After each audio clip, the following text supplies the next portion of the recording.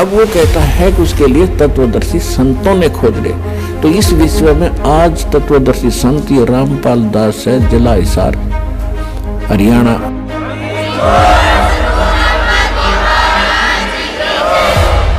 अब किसी का भ्रम ना रहना चाहिए। देखो, एक 1000 का नोट है, उस पर लिखा है कि मैं धारक को 1000 रुपये देने का वायदा करता हूं। दास पर लिखा नहीं है, दास बोल सकता है कि मैं उपासक को सर्व सुख और पूरा कंप्लीट मोक्ष देने का वायदा करता हूं जब नियम में रहोगे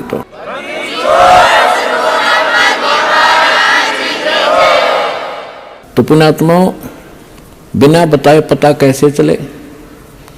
स्वयं परमात्मा 120 वर्ष रह के चले गए, हम लाल की पहचान करना जानते नहीं, इस कारण से मार खाते रहे।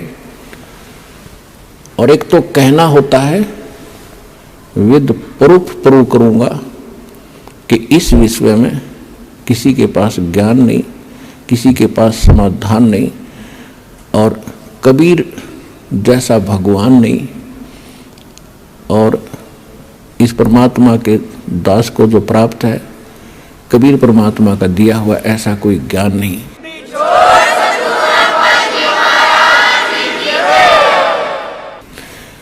अब जो प्रसंग चल रहा है कि गीता ज्ञान दाता भी जन्म मृत्यु में, उसका उपासक भी जन्म मृत्यु में, इसलिए गीता अध्याय नंबर 7 के श्लोक नंबर 12 से लेकर 15 में गीता ज्ञान दाता कहता है कि अर्जुन, इस 7वें अध्याय में आपको ऐसा ज्ञान बता दूंगा कि फिर कुछ भी जानना शेष नहीं रहेगा। इसमें क्या बताया है कि तीनों गुणों से जो हो रहा है, रजगुण ब्रह्मा से, सतगुण विष्णु से, तमगुण शिव जी से। रजगुण ब्रह्मा से उत्पत्ति, सतगुण विष्णु जी से सतीथि, और तमगुण शंकर जी से संहार जो हो रहा है, इसका निमित्त कारण मैं ही हूं। प्रसंग थोड़ा सा रह गया बीच में। गीता अध्याय नंबर 8 के श्लोक नंबर 5 और 7 में गीता ज्ञानदाता ने अपनी साधना बता दी और अपनी परिस्थिति बता दी सारी, कि मुझे प्राप्त होगा, ओम नाम का जाप करेगा, युद्ध तो करना पड़ेगा। फिर 8वें अध्याय के 8, 9, 10 श्लोक में कहा है कि अर्जुन, जो उस परम अक्षर ब्रह्म की भक्ति करते हैं, उस परम दिव्य पुरुष परमात्मा परम अक्षर ब्रह्म सच्चिदानंद घन ब्रह्म की जो भक्ति करते हैं, जो उत्तम पुरुषत्व है, उसकी भक्ति जो करते हैं, वो भक्ति की कमाई के बल से, भक्ति की शक्ति से, योग बल से, योग माने भक्ति साधना। योग का अर्थ ये नहीं है कि आसन पद्म लगा कर बैठ जाए आंखें बंद करके, या ऊपर न पैर कर लिए अटपट, ये योग नहीं है। योग का अर्थ होता है जोड़, आत्मा का परमात्मा से मिलन करना, ये भक्ति क्रम कहलाता है। तो योग माने भक्ति भी होती है कि भक्ति योग के बल से, साधना के बल से, भक्ति की कमाई की शक्ति से उस परमात्मा के पास चला जाता है, और मेरी साधना करने वाला मुझे प्राप्त होता है। अब उस परमात्मा की भक्ति का उन्होंने मंत्र बता दिया 17वें अध्याय के 23वें श्लोक में, सांकेतिक। ओम तत् सत इति निर्देश ब्रह्मणे तिर्विद समर्थ है, यानी सच्चिदानंद घन ब्रह्म के पाने का 3 मंत्र का जाप है, नथिंग एल्स, इसके अतिरिक्त कुछ नहीं। ओम ब्रह्म का, सरपुरुष का। अब फिर आइए गीता अध्याय नंबर 15 के श्लोक नंबर 16 और 17 पे। इसमें 3 पुरुष हैं, एक सरपुरुष, एक अक्षर पुरुष, और तीसरा जो आपको सिद्ध कर दिया 8वें अध्याय के 3रे श्लोक से, परम अक्षर ब्रह्म कहो, परम अक्षर पुरुष कहो। तो ओम जाप है ब्रह्म का, सरपुरुष का, जो 21 ब्रह्मांड का स्वामी है, और जो तत् है, ये है अक्षर पुरुष का, जो 7 संग ब्रह्मांड का स्वामी है, जिसको पर ब्रह्म, नेक्स्ट ब्रह्म भी कहते हैं।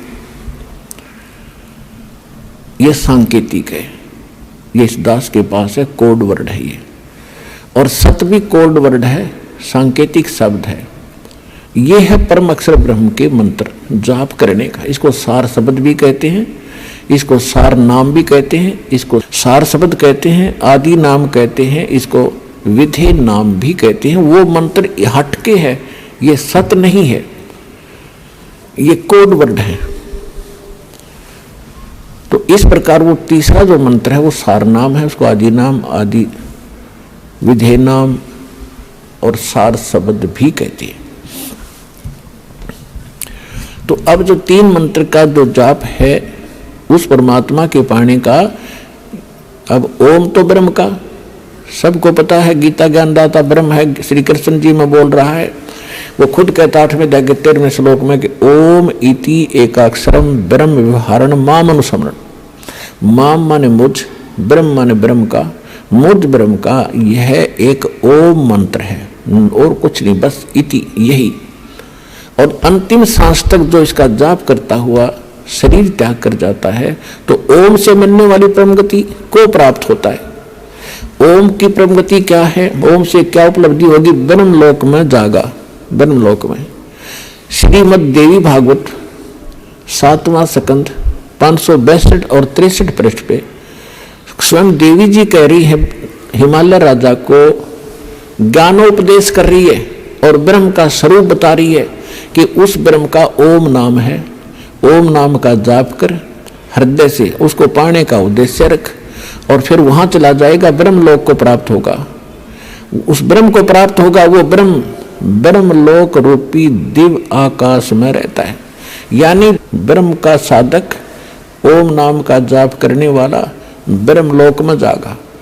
वो ब्रह्म की साधना करा, सरपुरुष की, 21 ब्रह्मांड के स्वामी की, काल की साधना करा है। गीता अध्याय नंबर 8 के श्लोक नंबर 16 में कहा है कि ब्रह्म लोक में गए हुए प्राणी भी पुनरावृत्ति में उनकी जन्म मृत्यु सदा बनी रहेगी। वो ये स्पष्ट कर ही चुका है कि अर्जुन तेरे और मेरे बहुत जन्म हो चुके, तू नहीं जानता मैं जानता हूं।